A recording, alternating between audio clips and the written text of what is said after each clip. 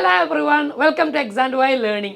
നമ്മൾ ഓണ എക്സാമിൻ്റെ ഭാഗമായിട്ട് എല്ലാ സബ്ജക്റ്റുകളുടെയും പ്രധാനപ്പെട്ട പ്രീവിയസ് ഇയറിൽ വന്ന ക്വസ്റ്റ്യൻ പേപ്പറുകളും അതോടൊപ്പം തന്നെ ഇനി പരീക്ഷയ്ക്ക് ചോദിക്കാൻ സാധ്യതയുള്ള ചോദ്യങ്ങളും ഒക്കെ ഒന്ന് ഡിസ്കസ് ചെയ്യുന്നുണ്ട്.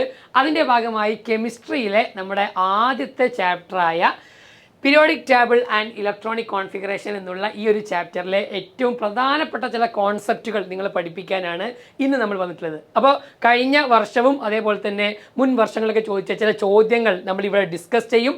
ആ ചോദ്യങ്ങൾ കാണുമ്പോൾ നിങ്ങൾ വീഡിയോ പോസ്റ്റ് ചെയ്ത് അതിൻ്റെ ആൻസർ നമ്മൾ പഠിച്ചിട്ടുണ്ടോ, നമുക്ക് ഉത്തരം ഇതേപോലെയുള്ള ക്വസ്റ്റ്യനുകൾ ഇനിയും വന്നാൽ എഴുതാൻ പറ്റുമോ എന്ന് സ്വയം ചെക്ക് ചെയ്ത് നോക്കുക. കിട്ടിയിട്ടില്ലെങ്കിൽ നോ പ്രോബ്ലം, നമ്മൾ എങ്ങനെയാണ് അതിൻ്റെ ഉത്തരം കണ്ടെത്തുന്നത് എന്ന് ഇവിടെ എക്സ്പ്ലെയിൻ ചെയ്യും. ഓക്കെ, അപ്പോൾ നമ്മൾ ഓണം എക്സാമിന് വളരെ കുറഞ്ഞ ദിവസങ്ങൾ മാത്രമാണ് മുമ്പിലുള്ളത്. വളരെ കൃത്യമായി സിസ്റ്റമാറ്റിക് ആയിട്ട് പഠിക്കാൻ ഈ ഒരു ചാനൽ നിങ്ങൾ പരമാവധി ഉപയോഗപ്പെടുത്തുക. നമുക്ക് ആദ്യത്തെ ചോദ്യത്തിലേക്ക് പോയി നോക്കാം. എന്താണ് ഫസ്റ്റ് ക്വസ്റ്റ്യൻ ആയിട്ടുള്ളത്?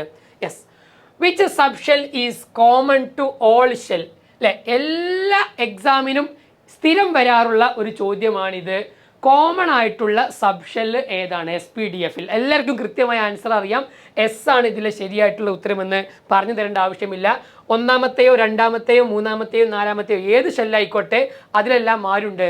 എസ് സബ് ഷെല്ലുണ്ട്. ഒന്നുകിൽ ഇതായിരിക്കും ക്വസ്റ്റ്യൻ വരിക, ഇല്ലെങ്കിൽ സ്ഥിരമായിട്ട് ചോദിക്കുന്നത് ഒരു 4-5 സബ് ഷെല്ലുകൾ തരും. ഒരു എക്സാമ്പിൾ പറയുകയാണെങ്കിൽ 2D, അതേപോലെ തന്നെ 3F, അതേപോലെ തന്നെ 4P, 5D എന്നിട്ട് ചോദിക്കും ഇതിലെ ഏതെല്ലാം സബ് ഷെല്ലുകളാണ് പോസിബിൾ അല്ലാത്തത്, സാധ്യമല്ലാത്തത്. നമുക്കെല്ലാവർക്കും അറിയാം രണ്ടാമത്തെ ഷെല്ലിൽ 2 സബ് ഷെല്ലേ ഉണ്ടാവുള്ളൂ, അപ്പോൾ 2D പോസിബിൾ അല്ല.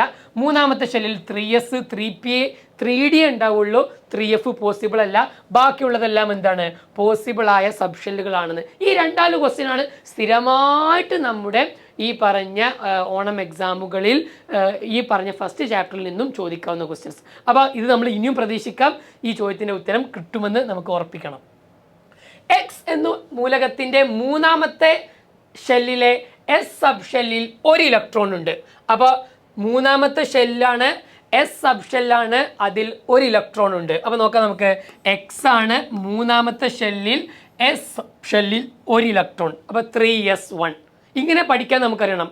പി സബ് ഷെല്ലിൽ രണ്ടാമത്തെ പീരിയഡിൽ 3 ഇലക്ട്രോൺ എന്ന് പറയാൻ എങ്ങനെ എഴുതണം? രണ്ടാമത്തെ പീരിയഡിൻ്റെ എണ്ണമാണ് ഷെല്ലിൻ്റെയും എണ്ണം. അപ്പോൾ രണ്ടാമത്തെ 2 P ആണ്, അതിൽ 3 ഇലക്ട്രോൺ, 2p3. ഇങ്ങനെ പറയാൻ നമ്മൾ പഠിക്കേണ്ടതുണ്ട്. അപ്പോൾ ഇവിടെ 3s1 ആണ്. ഇതിൻ്റെ പൂർണ്ണമായ സബ്ഷെൽ ഇലക്ട്രോൺ കോൺഫിഗറേഷൻ, ഇലക്ട്രോൺ വിന്യാസം എഴുതാനാണ്. നമുക്ക് എല്ലാവർക്കും അറിയാം എങ്ങനെ എഴുതുക അല്ലേ? 1s2, 2s2, 2p6, 3s1 എന്നാണ് വരുന്നത്. ഓക്കെ, ഇത് മൂന്നാമത്തെ പീരീഡ് ആയിരിക്കും. നമുക്കറിയാം ഇതാണ് പീരീഡ്, ഇതാണ് ബ്ലോക്ക്, ഇതാണ് ഗ്രൂപ്പ് അല്ലേ? നമ്മൾ PUBG എന്ന് ഓർമ്മിച്ചാൽ മതി. പീരീഡ്, ബ്ലോക്ക്, ഗ്രൂപ്പ് അല്ലേ? യെസ്. അപ്പോൾ third period, S block and first ഗ്രൂപ്പിലുള്ള ഒരു മെറ്റലാണ്. ശരി, ഈ മൂലകത്തിൻ്റെ അറ്റോമിക നമ്പർ കണ്ടെത്തുക. വളരെ എളുപ്പത്തിൽ നമുക്ക് കണ്ടെത്താൻ പറ്റും. 11 ആണ് അറ്റോമിക നമ്പർ. ഇലക്ട്രോണുകളുടെ എണ്ണം കൂട്ടിയാൽ 11. നമ്മുടെ സോഡിയത്തിൻ്റെത് തുല്യമായതാണ്. ശരി, സി ക്വസ്റ്റ്യൻ. സംയോജകത 2 Y എന്ന എലമെൻറ്റുമായിട്ട് എക്സ് കൂടിച്ചേരുകയാണ്. അപ്പോൾ വാലൻസി 2 ആണ്. വൈയുടെ പ്രത്യേകത എന്താണ്? വാലൻസി 2 ആണ്. അയാൾ എക്സുമായി കൂടിച്ചേർന്നാൽ ആ സംയുക്തത്തിൻ്റെ കോമ്പൗണ്ടിൻ്റെ രാസസൂത്രം എഴുതുക. ഒരു പക്ഷേ ഇങ്ങനെ ഡയറക്റ്റ് ആയിട്ട് സംയോജകത ചോദിച്ചു കഴിഞ്ഞാൽ നമുക്ക് എളുപ്പത്തിൽ കണ്ടെത്താം. അപ്പോൾ എക്സിൻ്റെ വാലൻസി ഇവിടെ കിട്ടിക്കഴിഞ്ഞു. കാരണം എന്തേ? 11 ആണ് അറ്റോമിക നമ്പർ. 11 എന്ന് പറയുമ്പോൾ 281 അല്ലേ? 281 എന്ന് പറയുമ്പോൾ 1 ആണ്. മാത്രമല്ല ഒന്നാമത്തെ ഗ്രൂപ്പ് ആണെങ്കിൽ അതിൻ്റെ വാലൻസി എപ്പോഴും 1 ആയിരിക്കും. കുറച്ച് ആൾക്കാരെ വാലൻസികൾ പഠിച്ചേക്കണം കേട്ടോ. ഒന്നാമത്തെ ഗ്രൂപ്പ് ആണെങ്കിൽ, ഫസ്റ്റ് ഗ്രൂപ്പ് ആണെങ്കിൽ വാലൻസി എപ്പോഴും +1 അല്ലെങ്കിൽ 1 ആയിരിക്കും. രണ്ടാമത്തെ ഗ്രൂപ്പ് ആണെങ്കിൽ എപ്പോഴും +2. 16ാമത്തെ ഗ്രൂപ്പ് ആണെങ്കിൽ എപ്പോഴും -2. 17ാമത്തെ ഗ്രൂപ്പ് ആണെങ്കിൽ എപ്പോഴും എങ്ങനെ വരിക? 17ാമത്തെ ഗ്രൂപ്പ് ആണെങ്കിൽ -1 അല്ലേ? ഫ്ലൂറിൻ, ക്ലോറിൻ ഒക്കെ എപ്പോഴും -1. അപ്പോൾ ഇത് വെച്ച് എന്തെങ്കിലും ഒരു ക്വസ്റ്റ്യൻ ഇതേപോലെ നമുക്ക് ചോദിക്കും. ആൻസർ പറയാൻ പറ്റണം. ഇയാൾ ഫസ്റ്റ് ഗ്രൂപ്പാണ്, അപ്പോൾ +1 ആണ്, അല്ലെങ്കിൽ 1 എന്ന് എഴുതാം. ഓക്കെ, എപ്പോഴും പോസിറ്റീവാണ് ആദ്യം എഴുതേണ്ടത്. XY എന്ന് വേണം എഴുതാൻ, YX എന്ന് പറയരുത്. Okay, yes. അപ്പോൾ വൈയുടെ എത്രയാണ്? 2 ആണ്. പരസ്പരം മാറ്റി താഴേക്ക് എഴുതുക. X2Y എന്നായിരിക്കും ആൻസർ വരിക അല്ലേ? X2Y എന്നെന്തായിരിക്കും ആൻസർ വരും. എക്സിൻ്റെ താഴെ 2ഉം വൈയുടെ താഴെ 1 ആയിരിക്കും വരിക. X2Y. അപ്പോൾ ഈ രൂപത്തിലാണ് എന്ത് ചെയ്യുക ഉണ്ടാവുക. ചിലപ്പോൾ ഈ y എന്ന് പറയുന്ന ആളും ഇതേപോലെ ആയിരിക്കും തരിക. മൂന്നാമത്തെ പീരീഡിൽ പി സബ്ഷെല്ലിൽ 5 ഇലക്ട്രോൺ ഉണ്ട്. അപ്പം നമ്മളെങ്ങനെ എഴുതണം 3p5 എന്ന് എഴുതേണ്ടി വരും. 3p5 എന്ന് പറഞ്ഞാൽ മക്കളെ നമുക്കറിയാം 5ന്റെ കൂടെ 12 കൂട്ടിയാൽ എത്ര കിട്ടുടാ? 17ാമത്തെ ഗ്രൂപ്പാണ്. 17ാമത്തെ ഗ്രൂപ്പാണെങ്കിൽ വാലൻസി സംയോജകത -1 ആണ്. ഓക്കെ, അപ്പൊ കിട്ടിയ സൂചനകൾ അല്ലെങ്കിൽ ഹിൻസ് വെച്ചുകൊണ്ട് ഇതിന്റെ വാലൻസി കാണണം. അത് വെച്ചുകൊണ്ട് നമ്മുടെ ഉത്തരത്തിലേക്ക് കണ്ടെത്തണം. Okay, yes. Next question. Mn is an element which shows variable oxidation state. അപ്പം മാംഗനീസ് ആണ്, അയാളുടെ ഓക്സിഡേഷൻ നമ്പർ കണ്ടെത്താനാണ് ക്വസ്റ്റ്യൻ ആയിട്ടുള്ളത്. MnO2 ആണ്. MnO2 എന്ന് പറയുമ്പോൾ നമുക്ക് കാണാൻ പറ്റും, നോക്കിക്കേ, മാംഗനീസ് MnO2 അല്ലേ? ഇവിടെ നമുക്കറിയാം.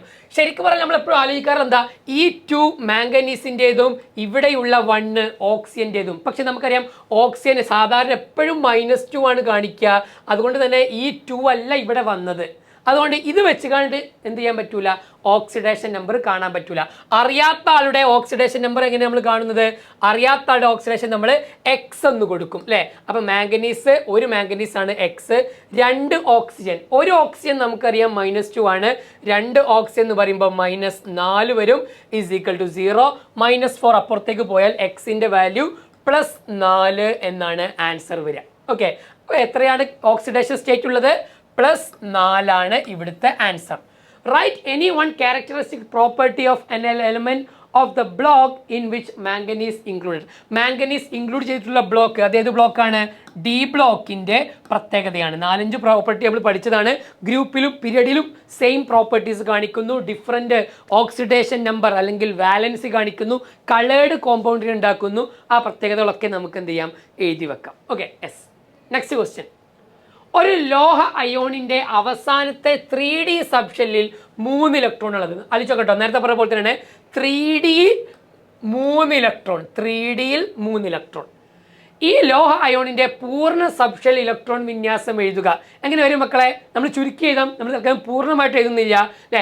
3D എന്ന് പറയുമ്പോൾ തന്നെ ഡി ബ്ലോക്ക് ആണ്. എപ്പോഴാണ് 3D ഉണ്ടാവുക? അപ്പുറത്ത് ഒരു 4s2-ൽ 2 ഇലക്ട്രോൺ ഫില്ല് ചെയ്തതിന് ശേഷമല്ലേ മക്കളെ 3D3 ഉണ്ടാവുള്ളൂ. അപ്പോൾ 1s2, 2s2, 2p6, 3s2, 3p6 എന്നിട്ട് 4s2, then 3d3. ഇതായിരിക്കും വരിക. ഓക്കെ, അപ്പോൾ ആ ഇലക്ട്രോൺ വിന്യാസം നമുക്ക് എഴുതാൻ പറ്റും. ഈ ലോഹം ഏത് ബ്ലോക്കിൽ ഉൾപ്പെടുന്നു? ഡി സബ്ഷെല്ലിലാണ് അവസാന ഇലക്ട്രോൺ വന്നു ചേർന്നത്. അതിനാൽ ഇയാൾ ഡി ബ്ലോക്ക് മൂലകമായിരിക്കും. ഈ ബ്ലോക്കിൽ ഉൾപ്പെട്ട ഗ്രൂപ്പിലും പീരിയഡിലും ഗുണങ്ങളിൽ സാദൃശ്യം കാണിക്കുന്നു. ഇതിൻ്റെ കാരണം എന്ത്? നമുക്കറിയാം ഡി ബ്ലോക്കിൻ്റെ പ്രത്യേകതയാണ് ഗ്രൂപ്പിലും പീരിയഡിലും ഒരേ സ്വഭാവം കാണിക്കും. ഇതൊന്ന് നോക്കിയാൽ മതി. നമ്മൾ ഈ പറഞ്ഞ ആരാണ്? 4s2 3d3 ആണ്. ഇതിൻ്റെ തൊട്ട് പിറകിലുള്ള എലമെൻ്റ് ആണെങ്കിൽ 4s2 3d2 അല്ലേ? അതേപോലെ തന്നെ 4s2 3d1.